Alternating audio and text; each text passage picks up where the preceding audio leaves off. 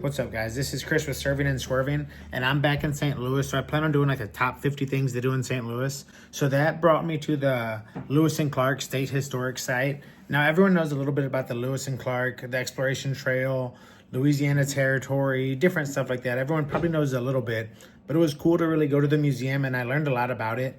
And Lewis and Clark, their expedition actually started at Camp Dubois, which is like Wood River, which is right where the Missouri River is, pretty much right next to St. Louis. So it's like being from St. Louis, I feel like you should know a decent amount about Lewis and Clark and the expedition because it started right here and it helped expand, like double the size of America. And I learned a lot. So if you like videos, like checking out different spots, hopefully you like this. I'm going to take you through the museum and then I'm just going to press pause at different spots because so you could read it and we'll talk about it. The video is about 20 minutes long, so we're just going to kind of go through the museum and learn it, check out some different stuff, and, hopefully you like it. All right, guys. Well, here it is, the Lewis and Clark State Historic Site. Really cool. I'm glad I checked it out. I was just looking for things to do in Alton, Illinois, and found this, and it was a little hidden gem. Glad I checked it out, and I learned a lot. You learned a lot about Meriwether Lewis, how he was close to Thomas Jefferson, and then how Lewis asked Clark to come with him. And like I said, you could press pause whenever you want to if you wanted to read some of this. That's why I just kind of walk around the GoPro, because I know sometimes people want to go to a museum, but you live in a different state. So, feel free to press pause whenever you want to actually soak it all in, Make this as long as you'd like. So over here it's going to talk about the reason, meet the neighbors, who lives in the West. Obviously they've heard of some people because they stop right here, but they don't know too much, so they got to learn about all the tribes. And people from the West, they didn't know how many different tribes there were. So Lewis and Clark, they ran into over 50 different tribes with different languages. They learned all about the people. And this is where Sacagawea comes into play, because Sacagawea actually comes with them to help interpret. One of the main things that they used on the Lewis and Clark expedition, like one of the main things they brought with them, was Native American gifts so they could trade to the people. And they're trying to find a northwest passage to the Pacific Ocean. They're not sure if they could find an all-water passage to the Pacific. That's what they were hoping the Missouri River would do. But the Missouri River stops, I think, in North Dakota, and then they have to cross the Rocky Mountains, so they actually had to ditch their big ship and stick with canoes. And the reason they chose Meriwether Lewis was because he was a naturalist, he was an herbalist, he knew about animals, he knew about landscape, and he was actually in the military, so he was the perfect guy to choose from. They were looking for mammoth bones as well as the giant sloth. At Journey's Edge, this right here is a video. It's all about Camp River Dubois, which River Dubois means Wood River. So it's like if you know Wood River, Illinois, that's where that comes from. But yeah, it talks about the camp and how they live there. So here's where it opens up and you actually get to see everything in detail. Like you get to see their 55-foot ship. They got here in winter time. Well, we'll see this Jefferson Peace Medal. It was the first ever peace medal that Jefferson gave Lewis and Clark for their expedition so they could kind of travel in peace and, a nice friendly convoy. So that was cool to see. A lot of kid stuff to do. And the day that this took place, there's actually like a 3rd grade field trip, so it was pretty nuts. And like I said, feel free to press pause at any point to read some of this material for yourself. But yeah, Camp River Dubois. They even built a house for a lady to come and who cleaned their clothes at the camp. They made maple sugar to kind of have their rations tasting well. They built the log cabins that shows how they built them, what they ate.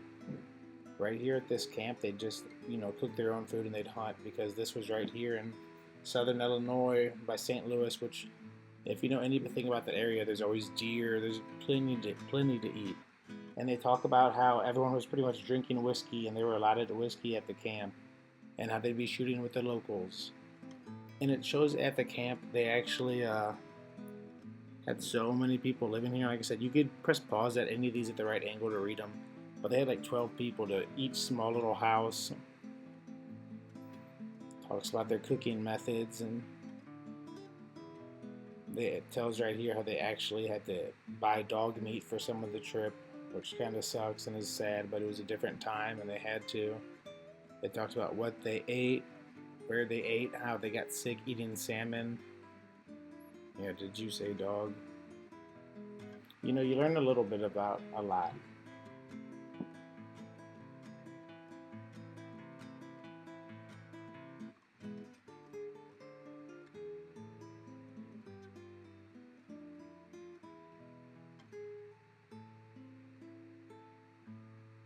And then it talks about the different like medical stuff they did, which was crazy. Like the treatments, you know, they like bloodlet people, they'd keep people's feet in hot water. You know, I mean, they didn't know exactly what to do. They were just trying different stuff. So it's very informative of the time. Like I said, you go to these museums to learn about Lewis and Clark, but you end up learning about medical history and whatnot. You learning about tools and guns and how life was. You learn a lot.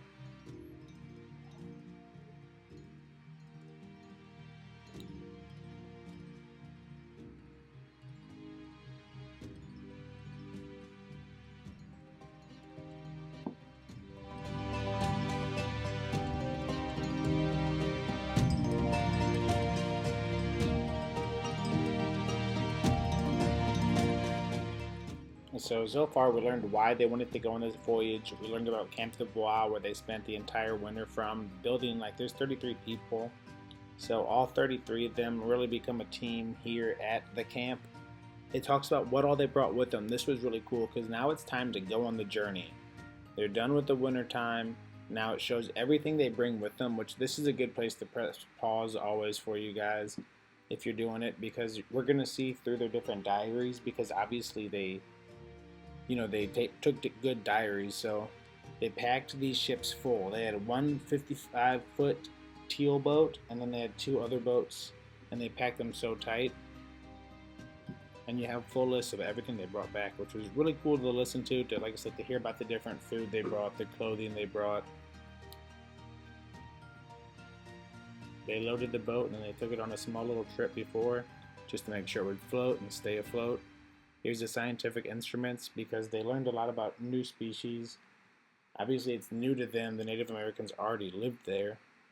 But still, this was exciting for the adventure because they learned about all these new species. So they had to weigh them and they had to measure them and track them and take soil samples and, really explore the area. This was a scientific inquiry.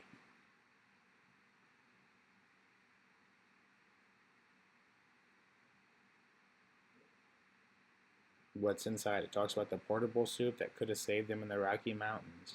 They say talks about the food and spirits: 193 pounds of portable soup, 18 kegs of whiskey, 7 bags of biscuits, 50 kegs of pork, 2 bags of sugar, 1 keg of hog lard. They're eating good.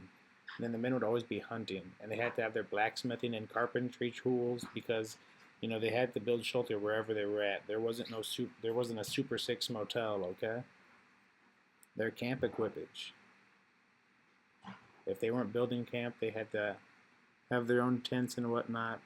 And it was actually a really cool trip to take the entire Lewis and Clark National Historic Trail and just camp it yourself. Maybe obviously you'd probably use like a motorcycle or a boat, but that'd be cool, and I do plan on checking that out. It talks about the clothing and tools.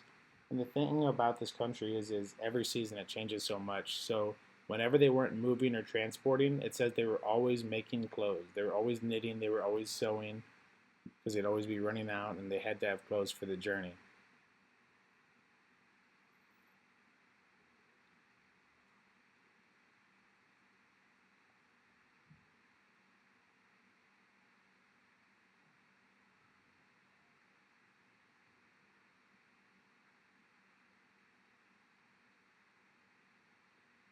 Arms and equipment: 15 U.S. rifles, 1 swivel gun, 2 blunderbusses, 30 brushes and wires, 15 carriage box belts.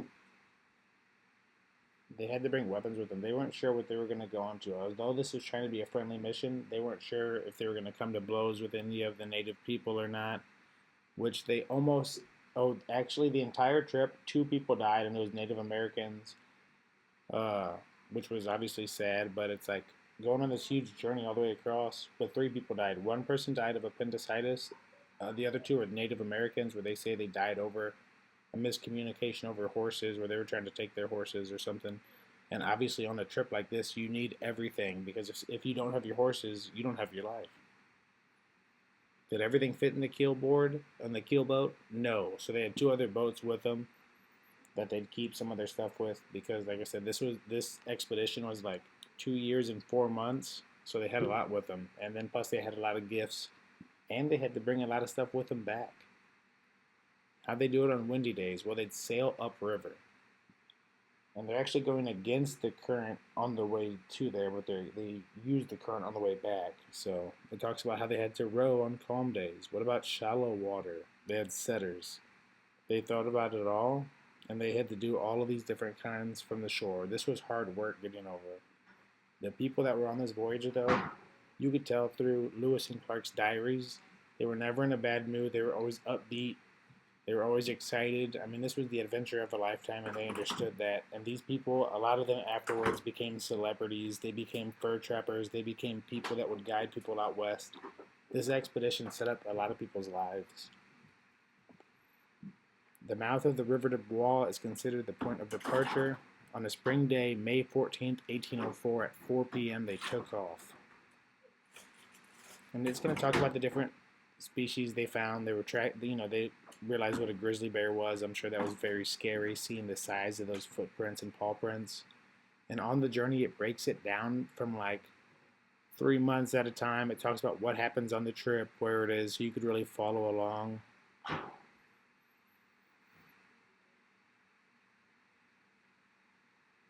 August to October 1804, different strange lands. It talks about the places, the prairies. This is the most open country I have ever almost encountered. One continuous plain,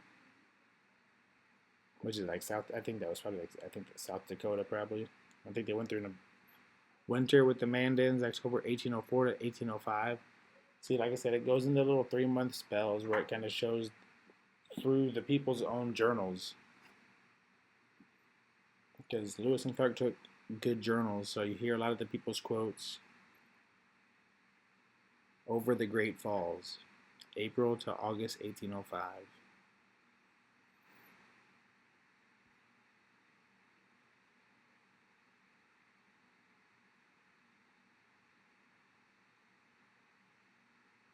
And then after the trip there, it talks about returning home, March to September 1806.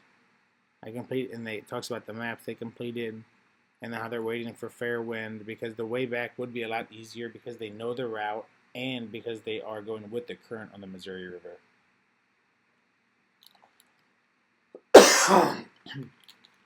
This was the flag in the Pacific Northwest that they flew at their camp. And they have a replica of it, the original one burnt down. And then after the end of the journey, they have to explain, a journey to explain. So Lewis and Clark went to Washington to explain everything they saw. It tells what happened to the rest of the men, what their career went on to be, what Lewis did, what Clark did.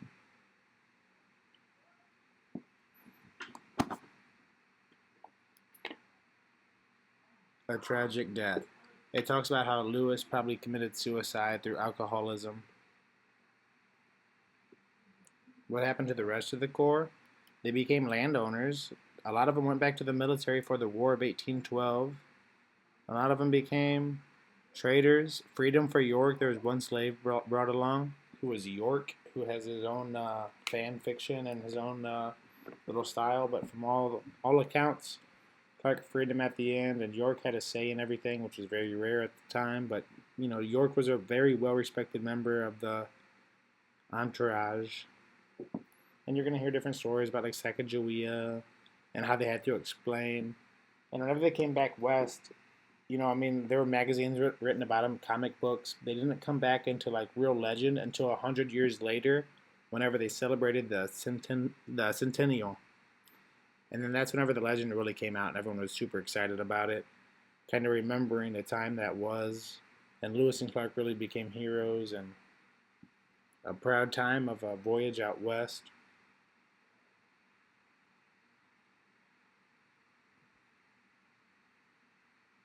Right here is the entire site. Like I said, it starts right here at Wood River or Camp Dubois, all the way up the Missouri River. Missouri River ends about right there. Have to go over mountains, and they explored a lot. I'd like that. Like I said, I'd like to check out the entire trail. So be sure to subscribe to the channel because I'm sure I'm going to check out at least the first 10 because it looks like they're all in Missouri and Kansas. So it's like I could go check those ones out.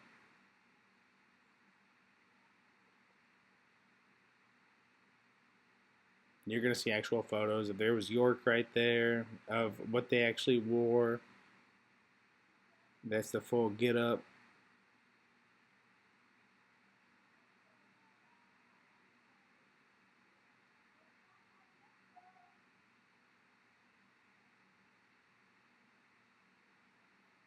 And then obviously there's going to be like a little gift store you could buy your, you know, it actually helps out like if you buy something because this museum was free. It was nice to check out.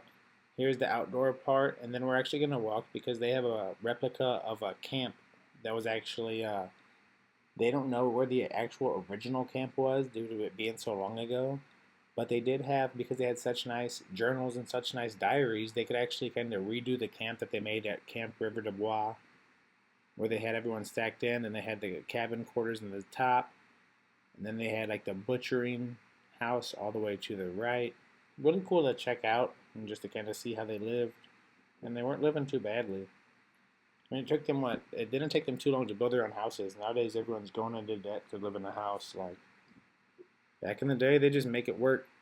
A lot of lost arts, lost skills. Well, guys, thank you so much for checking out the video. Be sure to subscribe at Serving and Swerving. I just bartend and serve all over the country. Right now, I'm back in St. Louis, so I plan on doing the top 50 things to do in St. Louis. Checking out the museums, the places, the sites, just exploring and interviewing people. And I'll be back in St. Louis until probably October, and then November, December, January, February, March. I'm going to be exploring New Orleans a lot, Alabama, and Arkansas. So if you're from the area or have anything that you think I should visit, be sure to comment and let me know.